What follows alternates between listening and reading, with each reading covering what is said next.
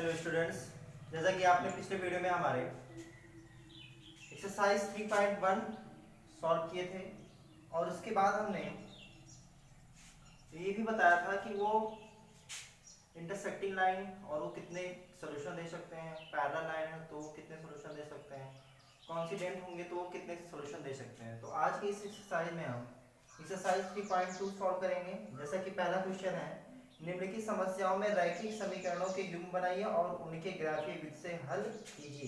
हम रैखिक समीकरण के युग्म बना देंगे और आप ग्राफ पे रिप्रेजेंट करें, क्योंकि मैंने बताया आपको कि ग्राफ पे कैसे रिप्रेजेंट किया जाता है। किसी भी वैल्यू, कोई भी दो इक्वेशन अगर मिल जाएगा तो आप पहले इक्वेशन को एक वेरिएबल की वैल्यू निकालेंगे, वहां वेरिएबल और अगले वेरिएबल की कोई एक वैल्यू, चाहे जो वैल्यू रखे, उस वेरिएबल की वैल्यू निकालते जाएंगे तो उस एक पॉइंट मिलता जाएगा और आप उसको ग्राफ पे रिप्रेजेंट करें। बहुत आसानी से आप कर सकते हैं। तो पहले हम रैखिक युग्म बना सकते हैं।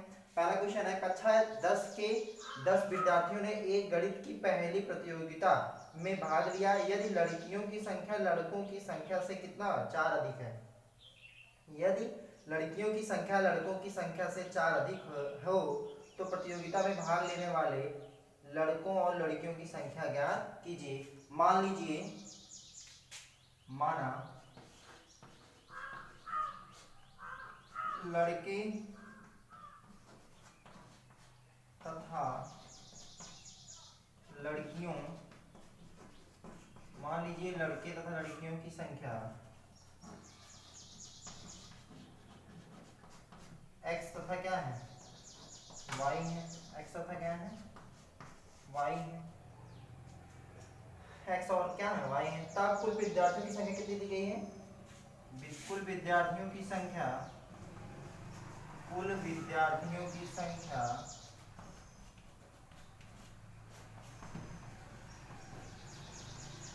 कुल विद्यार्थियों की संख्या बराबर कितना है? 10 है। क्वेश्चन में कहा था कक्षा 10 के 10 विद्यार्थियों ने एक गणित की पहली प्रतियोगिता में भाग लिया। यदि लड़कियों की संख्या लड़कों की संख्या से 4 अधिक है तो आप देखो पहली कंडीशन में कुल विद्यार्थियों की संख्या है 10, तो लड़के तथा लड़कियों की संख्या उनका क्या दिया गया है? x प्लस वाई बराबर 10। इक्वेशन नंबर फर्स्ट ले लेंगे। उसके बाद कह रहा है तो प्रतियोगिता में भाग लेने वाले लड़कों और लड़कियों की संख्या ज्ञात कीजिए। कह रहा है लड़कियों की संख्या लड़कों की संख्या से 4 अधिक है, मतलब लड़कियों की संख्या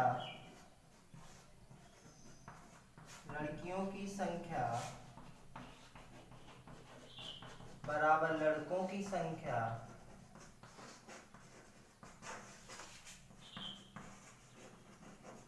प्लस 4। तो लड़कियों की संख्या क्या माना हूं मैं?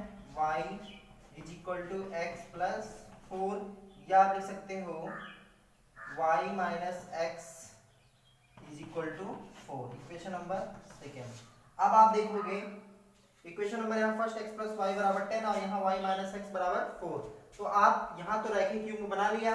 अब इसको आप ग्राफ पे रिप्रेजेंट करें। यहाँ से किसी x की वैल्यू निकालेंगे तो आएगा 10 माइनस वाई, यहाँ से आप y की वैल्यू निकालेंगे तो 4 प्लस एक्स। अब y की डिफरेंट वैल्यू रखते जाएंगे तो x की डिफरेंट वैल्यू आती जाएगी, यहाँ से x की डिफरेंट वैल्यू रखते जाएंगे तो y की डिफरेंट वैल्यू आता है, तो आपको पॉइंट मिलता जाएगा। तो आप उसको ग्राफ पे रिप्रेजेंट कर सकते हैं। इसके बाद आपका नेक्स्ट क्वेश्चन है,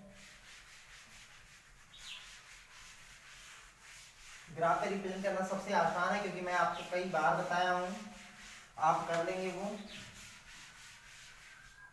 इसके बाद आपका सेकेंड क्वेश्चन है,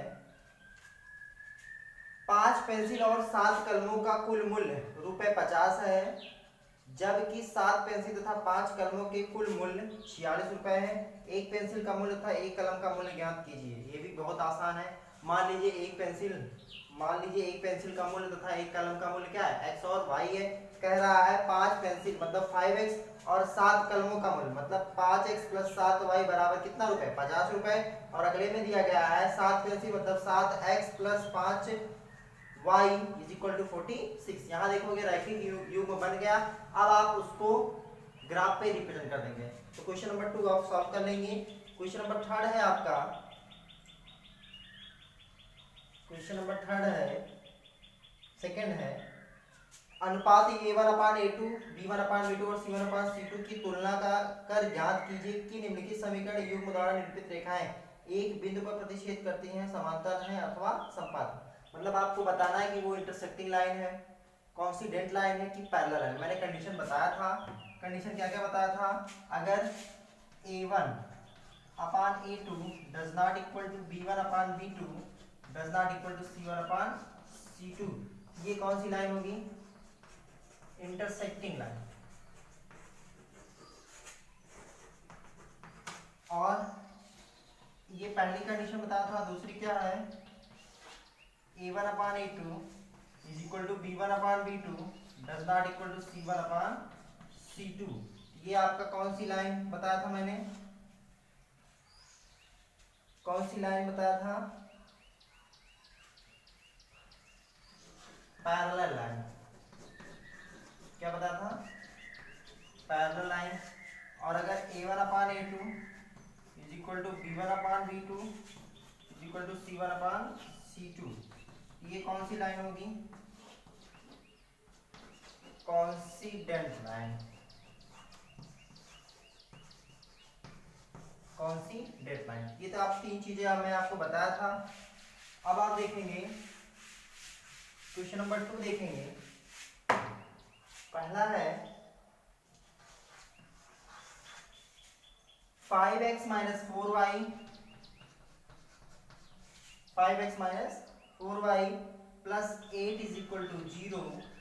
दूसरा है इसमें 7x plus 6y minus 9 is equal to 0। अब आप देखो यहाँ से आप कंपेयर कराएंगे pair of linear equation in two variable के स्टैंडर्ड फॉर्म मैंने बताया था। पहले के लिए क्या होगा? a1x plus b1y plus c1 is equal to 0। दूसरे के लिए होगा a2x plus b2y plus c2 is equal to 0। अब आप देखेंगे पहले a1 की वैल्यू क्या निकलेगी? 5 निकलेगी। b1 की वैल्यू क्या निकलेगी? -4 निकलेगी। c1 की वैल्यू क्या निकलेगी? 8 निकलेगी। a2 की वैल्यू क्या निकलेगी? 7 निकलेगी। b2 की वैल्यू क्या निकलेगी? 6 निकलेगी। c2 की वैल्यू क्या निकलेगी? -9। अब आप देखेंगे a1/a2 करेंगे। a1 की वैल्यू क्या है? 5/7। b1/b2 करेंगे तो -4/6। 2 दूनी 4, 2 3 6, -2/3 आएगा। फिर c1/c2 करेंगे तो 8/-9। अब आप देखेंगे यहाँ a1/a2 does not equal to b1/b2 does not equal to c1/c2। a1/a2 does not equal to b1/b2 does not equal to c1/c2। अगर ये कंडीशन उत्पन्न होती है, अगर ये कंडीशन आती है कहीं, तो आप कहोगे ये कौन सी लाइन है? इंटरसेक्टिंग लाइन है। तो आंसर देखते हैं कौन सा आएगा। दोनों समीकरणों द्वारा निरूपित रेखाएं एक बिंदु पर प्रतिच्छेद करेंगी, मतलब वो क्या होंगी? इंटरसेक्टिंग लाइन होंगी। इसके बाद आप क्वेश्चन नंबर सेकेंड थर्ड आप स्वयं कर लेंगे, सेम सवाल है ऐसे। फिर आप उसको देखेंगे, क्वेश्चन नंबर थर्ड देखेंगे।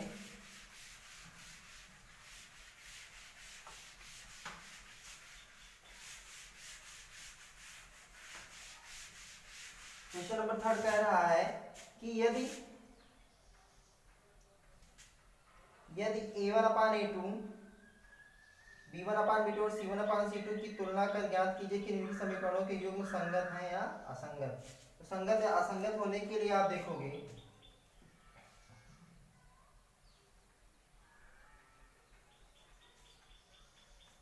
अगर वो a1/a2 does not equal to b1/b2 does not equal to c1/c2, अगर ये कंडीशन उत्पन्न होती है तो आप कह सकते हो क्या होंगे?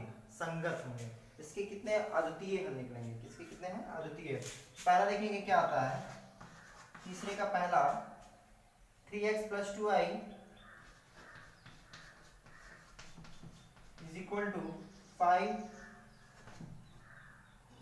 2x minus 3y is equal to 7। आप कंपेयर करा दो। a1 की वैल्यू क्या निकलेगी? 3, b1 की 2, c1 की -5, a2 की टू, B2 की -3, C2 की -7। तो A1/A2 क्या निकलेगा 3/2, B1/B2 2/-3, C1/C2 आएगा -5/-7, तो 5/7। तो इससे ये पता चला कि A1/A2 does not equal to B1/B2 does not equal to C1/C2। अगर ये कंडीशन आती है तो आप कह सकते हो कि यहाँ युग्म समीकरणों का युग्म क्या है, संगत है, और इन दोनों समीकरणों का एक क्या होगा, अद्वितीय हल होगा। अब इसके बाद आप सेकेंड, थर्ड, फोर्थ, फिफ्थ आप स्वयं करेंगे। अब आप देखेंगे असंगत होने के लिए कंडीशन आपको क्या बताई गई कि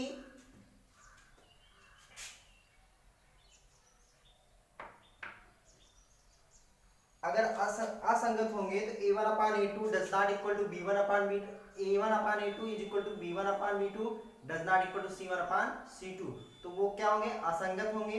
अगर A1/A2 does not equal to B1/B2 does not equal to C1/C2, तो ये क्या होंगे, संगत होंगे। तो आप क्वेश्चन नंबर थर्ड में फर्स्ट में करा दिया हूं, second, third, fourth, fifth same सवाल है। मैंने सिर्फ बताया कि अगर ये कंडीशन आती है तो ये क्या होंगे, संगत होंगे। अगर A1/A2 is equal to B1/B2 does not equal to C1/C2, तो ये क्या होंगे, असंगत होंगे। बस ये चीजें आप ध्यान में रखेंगे। और कब इंटरसेक्टिंग लाइन होगा, कब कॉन्सिडेंट लाइन होगा, कब पैरेलल लाइन होगा, तो ये आप सब को बता दिया गया है। अब आप अगली क्लास में आप इसके आगे के क्वेश्चन सॉल्व करेंगे, और आप जो भी क्वेश्चन छूटे हैं वो आप पिछले वीडियो में मतलब इसमें कर लेंगे आप। बाकी सवाल आगे की वीडियो में बताएंगे। धन्यवाद।